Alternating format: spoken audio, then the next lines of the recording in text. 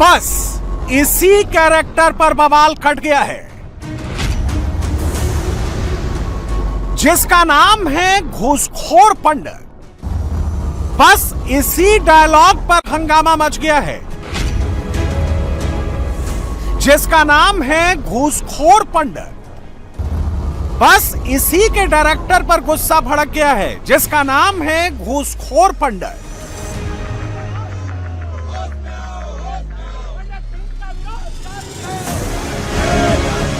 पूरा ब्राह्मण समाज सड़क पर आ गया है। ब्राह्मण फरसा लेकर निकल पड़े हैं।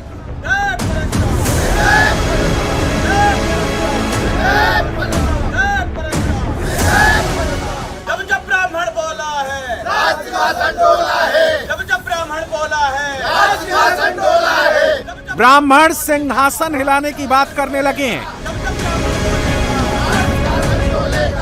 इनका एक ही सवाल है कि क्या ब्राह्मण मजाक हो गया है? ब्राह्मणों की कोई मर्यादा नहीं है क्या? कोई ब्राह्मणों की इज्जत नहीं कर रहा?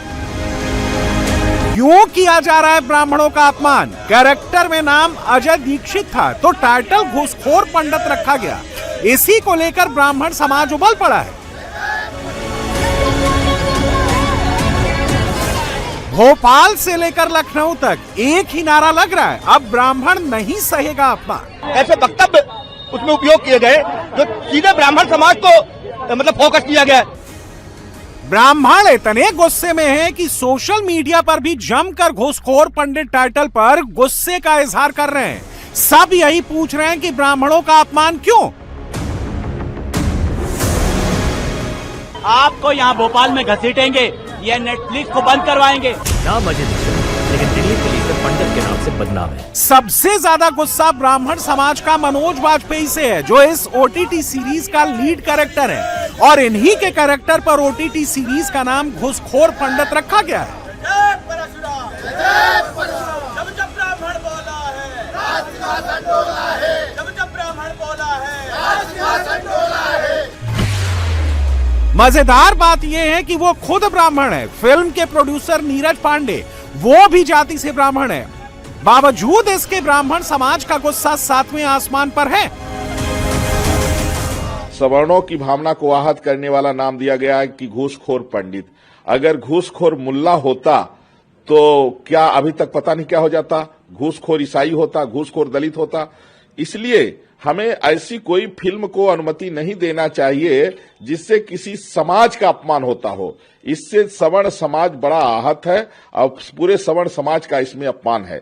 इसलिए ये फिल्म को रिलीज होने से रोक देंगे तो अच्छा रहेगा। ये हमें जानवर बनाना चाहते हैं और हमारी संस्कृति हमें मनुष्य बनाया है। यदि संस्कृत न होती तो हम मनुष्य भी ना होते। इसलिए जिस संस्कृति ने मनुष्य बनाया है उस संस्कृति के आचार्यों को यदि बुरा कहा जाए तो ऐसों पर कठोर कार्रवाई होनी चाहिए। इस पर बैन लगना चाहिए और दोबारा ये ऐसा कर न सके। इस पर कठोर से कठोर कार्रवाई सरकार करे और जनता इसका पुरजोर विरोध करे, पूरा समाज इसका विरोध करे। किसी ब्राह्मण का होता तो कोई बात नहीं थी, पर ब्राह्मण के नाम पर हमारी वैदिक संस्कृति पर कुठाराघात हुआ है। इसलिए उस कुठाराघात का प्रति जोर विरोध होना चाहिए और इसकी मैं घोर निंदा करता हूँ। आरोप है कि पैसा बनाने के लिए जानबूझकर इन लोगों ने घूसखोर पंडित टाइटल रखा और ब्राह्मणों को नीचा दिखाने की कोशिश की। ये उस दिन का वीडियो है जब घूसखोर पंडित का ये टीजर 3 फरवरी को रिलीज किया गया था और ऐलान किया गया था कि ये फिल्म नेटफ्लिक्स पर स्ट्रीम होने जा रही है। टीजर लॉन्चिंग के दौरान भी मनोज वाजपेयी, नीरज पांडे ने घूसखोर पंडित कैरेक्टर पर ये बातें कही थी। यह सच है कि फिल्म का कैरेक्टर अजय दीक्षित एक घूसखोर पुलिस ऑफिसर है, लेकिन टाइटल में पंडित जाति का इस्तेमाल क्यों किया गया? इधर ब्राह्मण समाज आउट ऑफ कंट्रोल हुआ, उधर यूपी के बाबा का भी घूसखोर पंडित टाइटल पर पारा गर्म हो गया। इतने नाराज हुए कि योगी ने फिल्म के डायरेक्टर से लेकर पूरी टीम पर एफआईआर दर्ज करवा दी।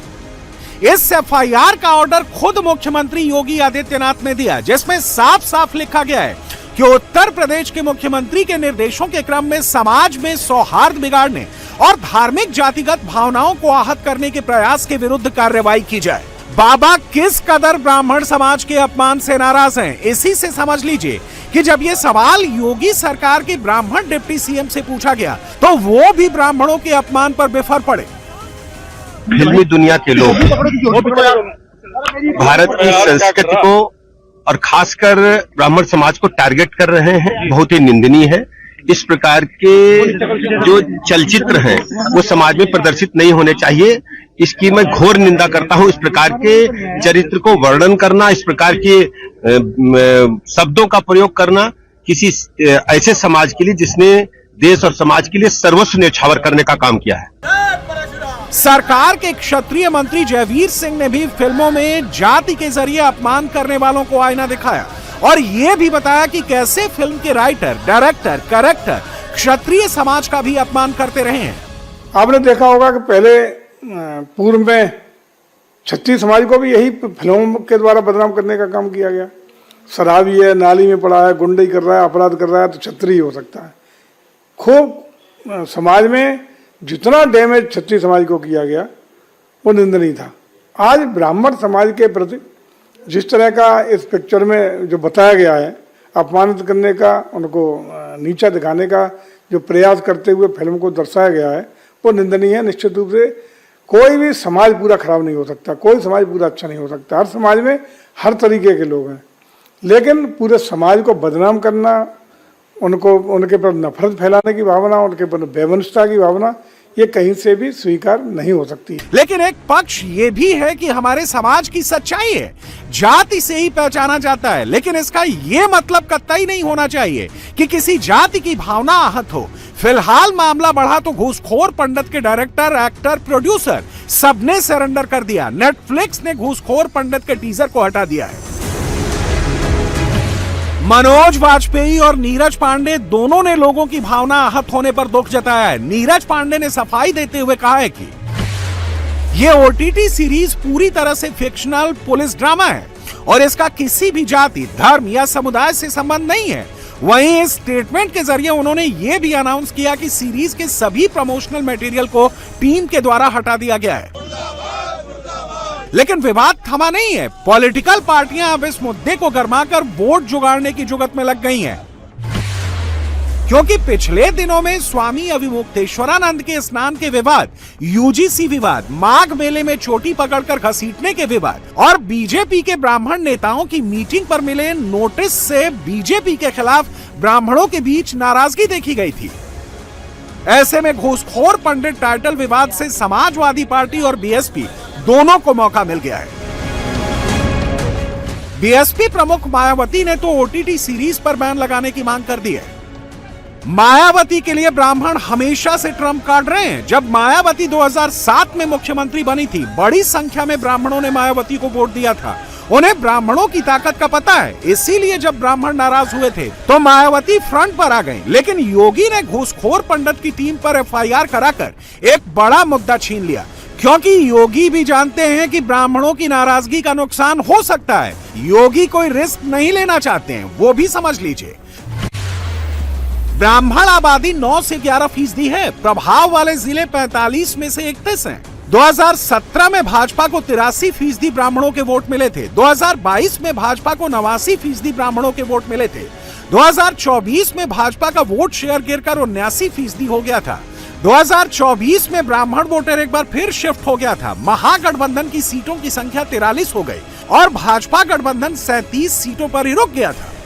इसीलिए योगी अब किसी भी तरह से ब्राह्मणों की नाराजगी मोल नहीं लेना चाहते हैं। इसीलिए जब घूसखोर पंडित का विवाद बढ़ा तो खुद आगे आकर एफआईआर करा दी।